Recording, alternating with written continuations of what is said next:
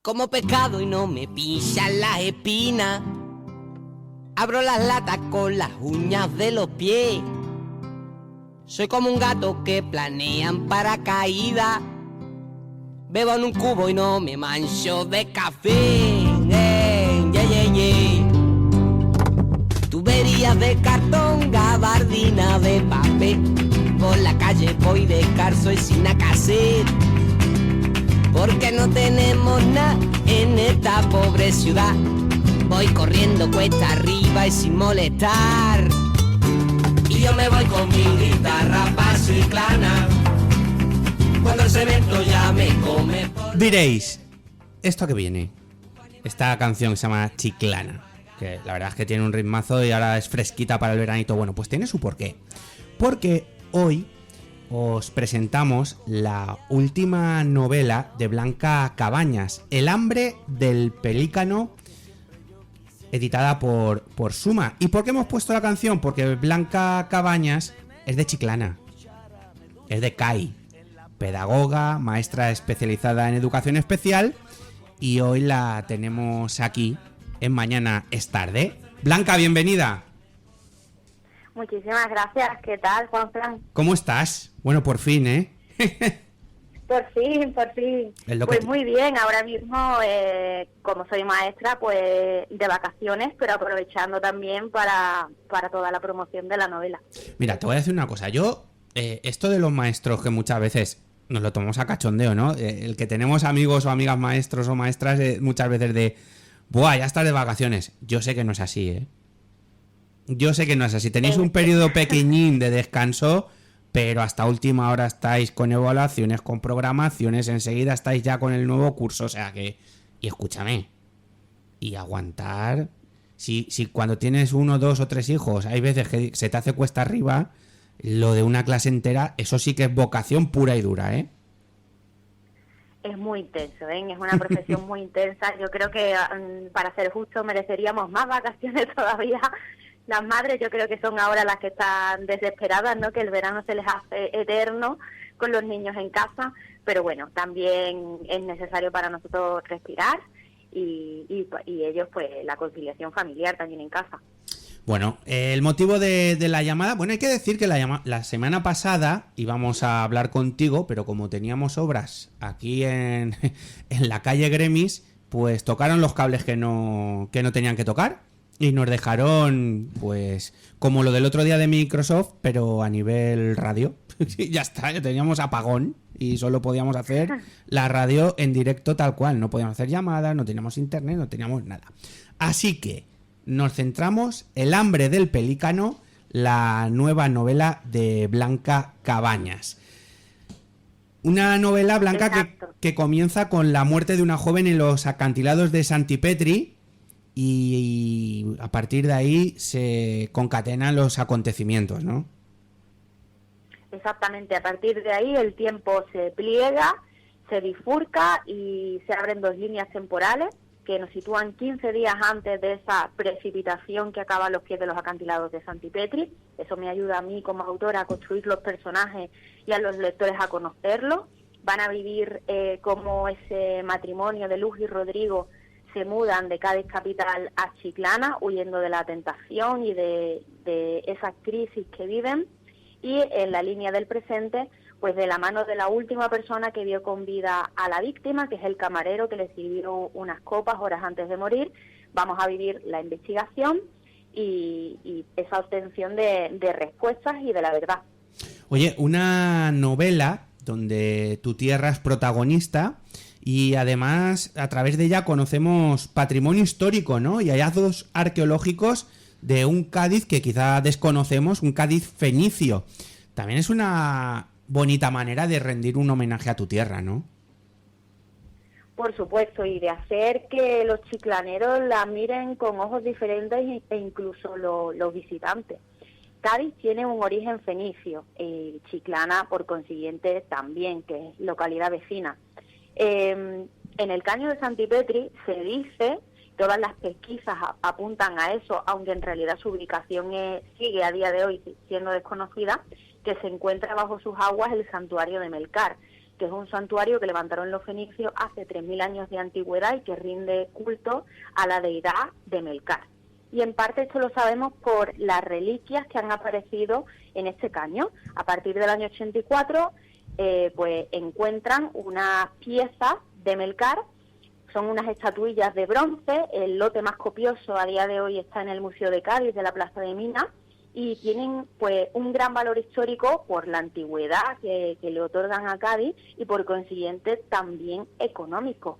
Y en estas tierras son muy sonados los expolios y hay que saber que a partir del año 85 de la Ley de Protección de Patrimonio Histórico Español, todo lo que se haya debe ser notificado, ya sea casual o no. Entonces, lo que yo hago en mi novela es poner a los personajes e incluso al lector también en la situación de qué harían si se encontraran con una reliquia de esta importancia, si se lo darían a su legítimo dueño, el Estado, o si se lo quedarían para sí, y entonces aparece la emoción más universal y más corrosiva de todas, que saca la peor parte del ser humano, y es la avaricia.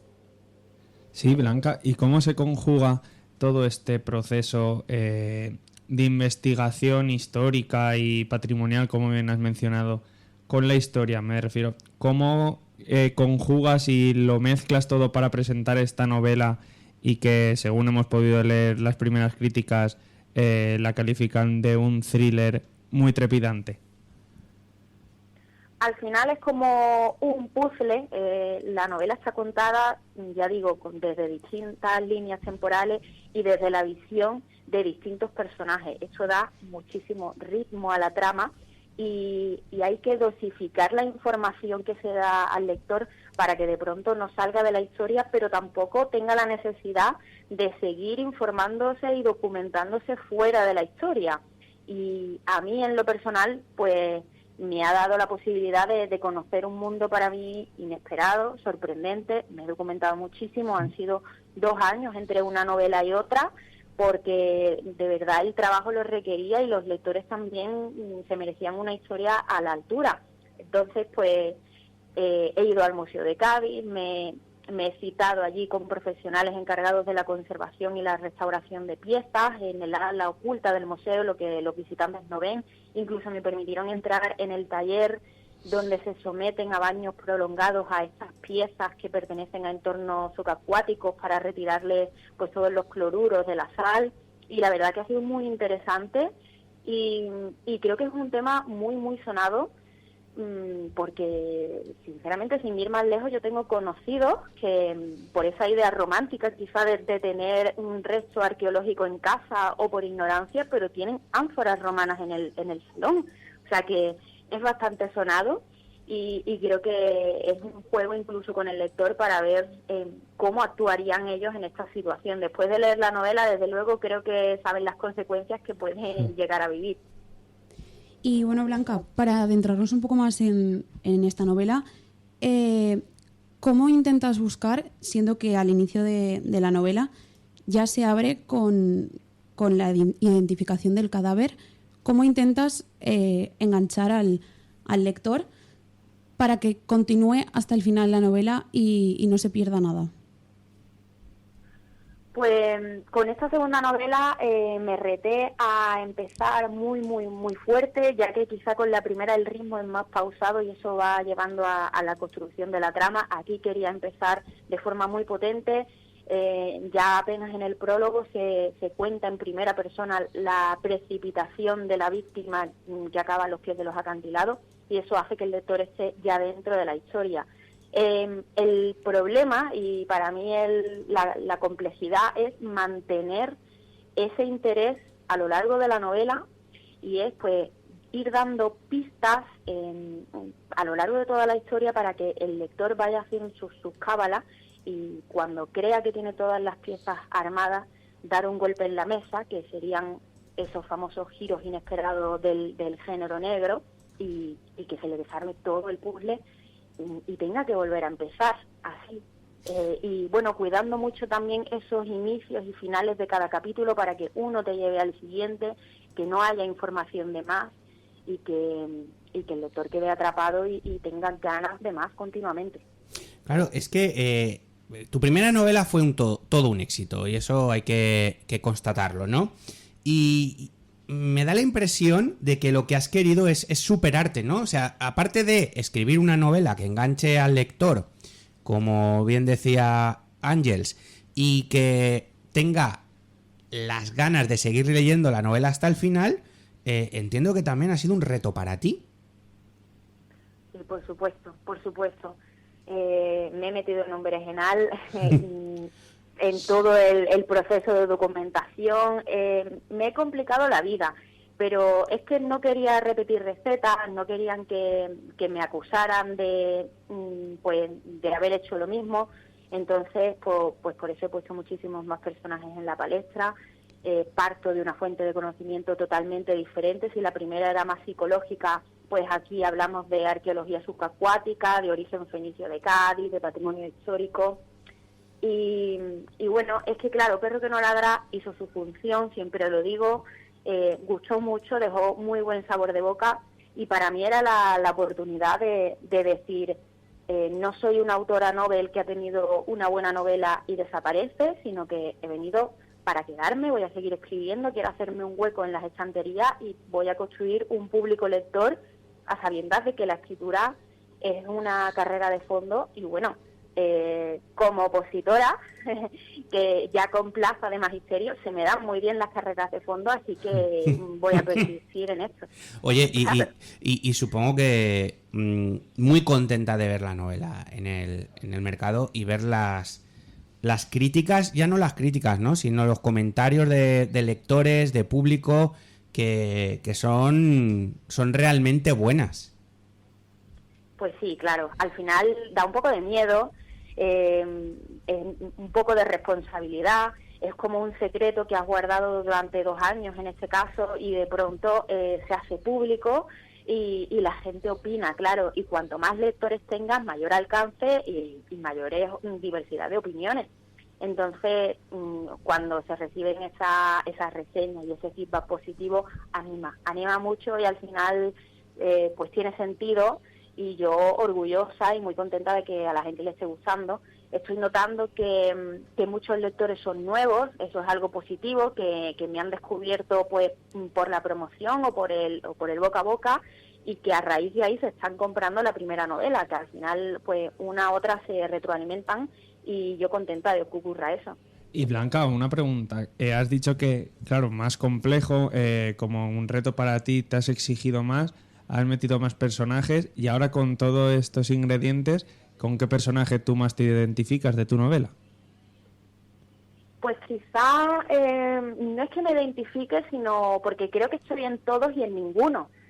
Pero quizá Rodrigo, que es el marido de ese matrimonio, es el que tiene una evolución más drástica a lo largo de la novela, e incluso no tomando las mejores decisiones. Creo que he hecho que el lector incluso sienta ternura y empatice con él, porque, ya digo, aunque rebase esa línea del mal, sí, pues se ve empujado a ello, y el lector creo que puede entenderlo. Además, tus personajes son muy creíbles, ¿no? Es una de tus señas de identidad, que sean fácilmente reconocibles, pero sobre todo que sean creíbles por el lector, ¿verdad? Claro, no me gusta pintar a un personaje como bueno y a un personaje como malo. Me gusta que el lector, pues viendo cómo actúan ante distintas situaciones, normalmente desesperadas, pues ya él mismo se haga una idea de cada personaje. Yo lo que hago es, cada uno tiene una voz diferente, se expresa de forma diferente. No puede hablar igual pues un adolescente que un hombre ya de 50 años, y teniendo diferente pues nivel socioeconómico. En fin, cada personaje tiene que ser diferente al otro y tener su background que justifique por qué se comporta de esa forma. Si el lector no se cree a los personajes, estamos perdidos, desde luego. Y quizá por mi formación, que tengo esa parte psicológica de haber estudiado, pues me gusta plasmar mucho cómo se relacionan entre ellos, y esas relaciones familiares. En la primera, la antagonista de la protagonista era su propia madre, y aquí estamos viendo pues una desconfianza tremenda en el matrimonio, que desemboca en unas consecuencias fatales. A la hora de, y vamos a ir finalizando la entrevista, a la hora de escribir, ¿eres de las metódicas? ¿Tienes un método de las que te haces el planning, vas rellenando, vas escribiendo, o dejas también muchos momentos a las musas inspiradoras? Ojalá fuera yo de las del planning, porque me ahorraría muchísimo trabajo. No, y lo he intentado, y con esto lo he intentado de verdad, concienzudamente. Me hice mi escaleta toda guionizada, pero no, lo siento, yo no soy esa escritora, así, esa idea romántica que tiene su pizarra velada blanca, sus posis, que va. Sé a dónde voy, conozco el final, evidentemente, si no estaría perdida, y sé los giros inesperados que quiero dar, pero no sé cómo voy a transitar por ese camino. Eso hace que, llegados a un punto de la historia, quizás tenga que volver hacia atrás y reescribir partes, porque de pronto se me ha ocurrido algo o he visto que he llegado a un punto de forma muy evidente y que no es nada sorpresivo. Pero bueno, es mi forma de trabajar, me lleva más tiempo, pero bueno, me da buenos resultados. Bueno, y para finalizar, ¿estás ya pensando, está claro que estamos de promoción de esta novela, pero ¿estás pensando ya en la tercera? Sí, yo creo que eso es inevitable. Y ya me apetece para...